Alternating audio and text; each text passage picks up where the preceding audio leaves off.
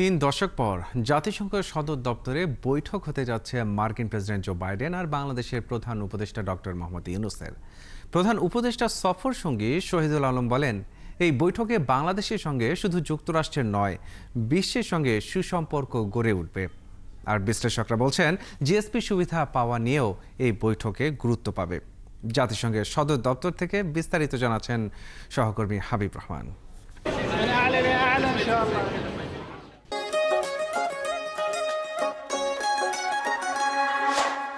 জাতিসংঘের ৭৯তম অধিবেশনে এবার বাংলাদেশের প্রতিনিধিত্ব করছেন অন্তর্বর্তীকালীন সরকারের প্রধান উপদেষ্টা ডক্টর মোহাম্মদ ইউনূস। ছাত্র জনতার গণঅভ্যুত্থানে শেখ হাসিনার পতনের পর সরকারে আসা মোহাম্মদ ইউনূস সম্মেলনে কিভাবে বাংলাদেশকে উপস্থাপন করবেন সেটি নিয়েও চলছে আলোচনা। এসব আলোচনার মধ্যে সবচেয়ে গুরুত্ব হিসেবে দেখা হচ্ছে মার্কিন প্রেসিডেন্ট জো বাইডেন আর ডক্টর মোহাম্মদ ইউনূসের বৈঠক।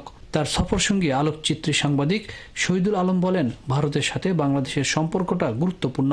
কিভাবে আগের সম্পর্কের চেয়ে আরও ভালো সম্পর্ক করা যায় তা নিয়ে জো বাইডেনের সাথে কথা হতে পারে। স্বৈরাচার মুক্ত বাংলাদেশে গণহত্যার বিষয়টি সহ ১৬ বছরের দুঃশাসনের বিষয় নিয়েও জো বাইডেনের সাথে আলোচনা হতে পারে বলে জানান এই আলোকচিত্রী। আমেরিকার মতন একটা শক্তিশালী দেশ, তার সাথে আমাদের সম্পর্ক কি থাকবে সেটা নিয়ে আমাদের ভাবারই দরকার। ক্ষেত্রটা তৈরি করা যাতে নাকি ভবিষ্যতে বাংলাদেশের সাথে শুধু আমেরিকা না, সকল পৃথিবীর দেশগুলির সাথে আমাদের একটা সুসম্পর্ক থাকে। আমাদের অনেক কিছু পাওয়ার আছে, অনেক রকমের দাবি আছে, এবং ভারতের সাথে বাংলাদেশের একটা মানে দ্বিপাক্ষিক একটা শ্রদ্ধার সম্পর্ক থাকবে, সেটাই তো আমরা আশা করি। গণমাধ্যমের স্বাধীনতা, জলবায়ু পরিবর্তনের বিষয়টি অগ্রাধিকার পেতে পারে।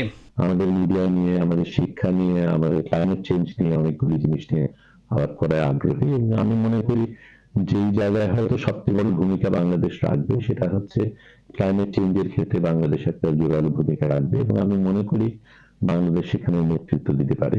বিশেষজ্ঞরা আশা করছেন যুক্তরাষ্ট্রের কাছে জিএসপি সুবিধা ফিরে পাওয়ার বিষয়টি আলোচনায় থাকবে। জিএসপি সুবিধা, গার্মেন্টের যে আমাদের যে বিষয়টা বন্ধ করা হয়েছিল স্বৈরাচারী হাসিনার সময় তার অপকর্মের কারণে, এটা যদি চালু হয় তাহলে আমরা লক্ষ লক্ষ এমপ্লয়মেন্ট পাবো দেশে। আমরা দেশ থেকে অনেক গার্মেন্টকে দেশে পাঠাতে পারবো। তবে অনেক কিছুই নির্ভর করছে বিশ্ব নেতারা বাংলাদেশের নতুন অন্তর্বর্তীকালীন সরকারকে কিভাবে গ্রহণ করবে তার উপরেই। নানা ধরনের সংকট মোকাবেলা করে অন্তর্বর্তীকালীন সরকারের প্রধান ডক্টর মোহাম্মদ ইউনূসকে দায়িত্ব পালন করতে হচ্ছে। জাতিসংঘের ৭৯তম সম্মেলনে বিশ্ব নেতাদের বোঝাতে হবে কোন পরিস্থিতির মধ্য দিয়ে তাকে বাংলাদেশের দায়িত্ব নিতে হয়েছে।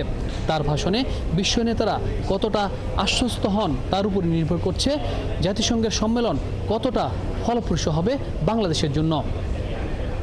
হাবিব রহমান, ৭১, জাতিসংঘ সদর দপ্তর, নিউ ইয়র্ক, যুক্তরাষ্ট্র।